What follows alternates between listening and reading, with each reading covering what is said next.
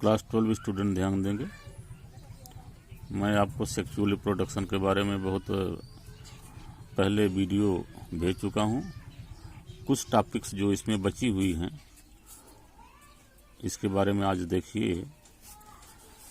दो टॉपिक्स है, नंबर 1 पर जुवेनाइल फेज और सेकंड पर वेजिटेटिव फेज। इसका मतलब क्या होता है आप इसको समझेंगे। जैसे मान लीजिए कि कोई ऑर्गेनिज्म जब बार्न करता है और बार्न करने के बाद और सेक्सुअलिटी डेवलप होने के पहले जो अवधि होती है उसको जुवेनाइल फेज कहते हैं। तो आप केयरफुली ध्यान देंगे जुवेनाइल फेज क्या है। जैसा कि मैंने बताया, इसमें देखिए, all organism have to reach a certain stage of growth and maturity in their life. जैसे कोई जीव वह बार्न करने के बाद अपने स्टेजों को बदलता है। जैसे वह बार्न हुआ, बार्न करने के बाद उसमें ग्रोथ विकास होता है, इसके साथ साथ मैच्योरिटी परिपक्वता आती है।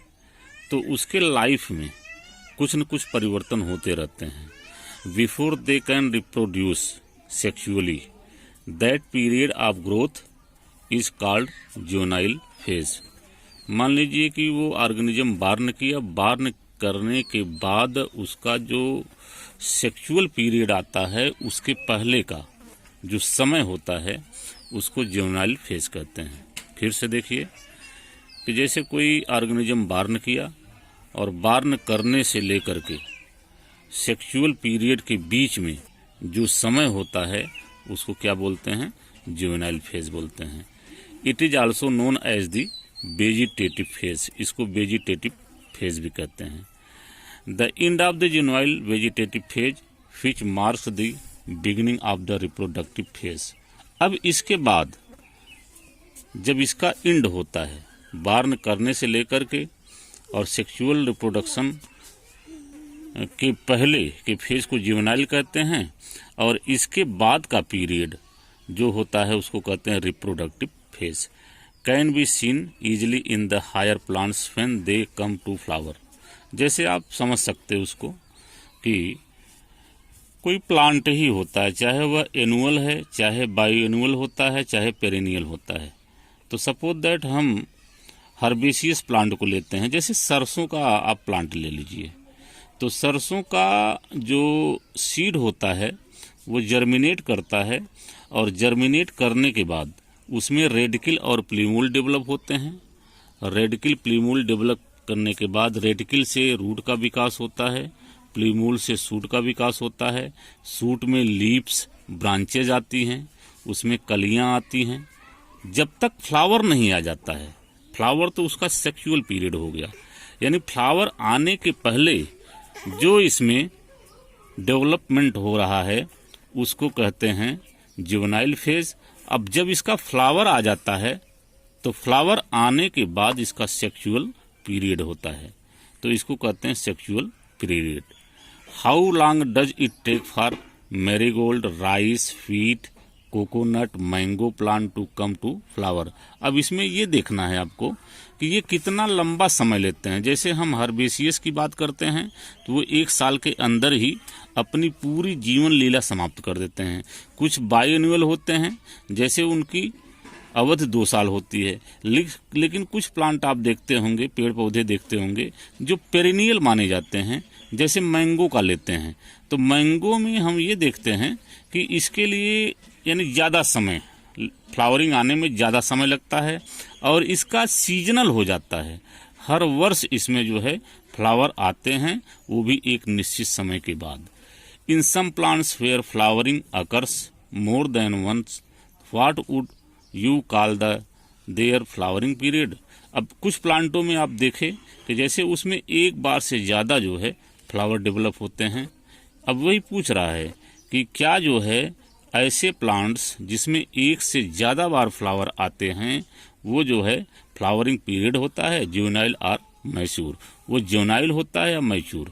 अब इसको देखिए, observe a few tree in your area. अपने एरिया में कुछ पेड़ों को आप देखेंगे, do they flower during the same month year after year, यानी क्या इसमें जो है समान महीने लगते हैं फ्लावर आने में। Why do you think the availability of the fruits like mango, apple, jack fruits is essential?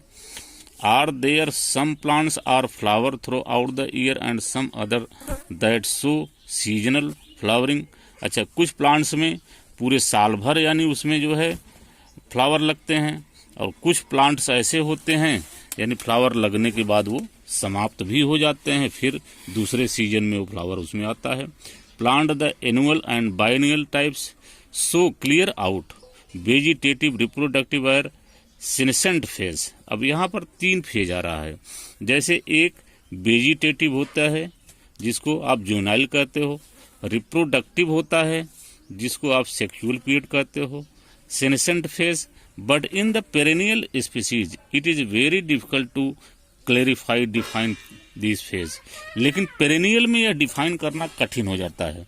Annual में तो हम देख लेते हैं कि एक बार जुवेनाइल आया, इसके बाद सेक्सुअल पीरियड आया, सेंसेंट फेज आया, इसके बाद वह समाप्त हो जाता है। लेकिन पेरेनियल में बात यह है कि जैसे पौधा ग्रो करता है, जुवेनाइल आता है, इसके बाद इसका फ्लावरिंग पीरियड आता है, सेक्सुअल पीरियड आता है, सेक्सुअल के बाद उसमें फल बीज लगते हैं, फिर वो जो है फल बीज ही समाप्त होते हैं, न कि पौधा समाप्त होता है, पेड़ समाप्त होता है। इसके बाद फिर उसका समय जब आता है, सीजन आता है, तो फिर उसमें फ्लावरिंग आता है। तो यानी इसमें डिफरेंस है। एनुअल प्लांट्स में एक ही बार देखने को मिलता है, लेकिन पेरेनियल प्लांट्स ऐसे होते हैं जिसमें हर वर्ष आपको देखने के लिए मिलेंगे। इस तरीके से a few plants exhibit unusual flowering phenomenon, some of them such as bamboo species flower only once in their life.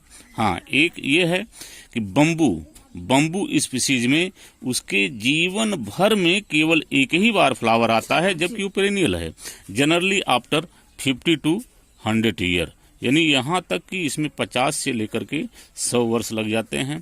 Produce large number of fruits, और इसमें ज़्यादा से ज़्यादा मात्रा में फल डेवलप करता है। अनदर प्लांट स्टाबिलेंथस कुंथियाना, एक प्लांट ऐसा है स्टाबिलेंथस कुंथियाना, नाम देखिए स्टाबिलेंथस कुंथियाना, जिसको नील कुरंजी भी कहते हैं। फ्लावर वंस इन 12 ईयर, ये 12 साल में केवल एक बार फ्लावरिंग इसमें होती है। As many of you would known this plant flowered during September October 2006। ये एनसीईआरटी की बुक में दिया है इसका डिस्क्रिप्शन, तो इसको आप देख सकते हैं। Its mass flowering transformed large tracts of hilly areas in Kerala, Kerala में देखने को मिलता है, कर्नाटक में मिलता है, तमिलनाडु में मिलता है। Into blue stases attached a large number of the tourist, इसको जो है तमाम दार्शनिक आकर के देखते भी हैं।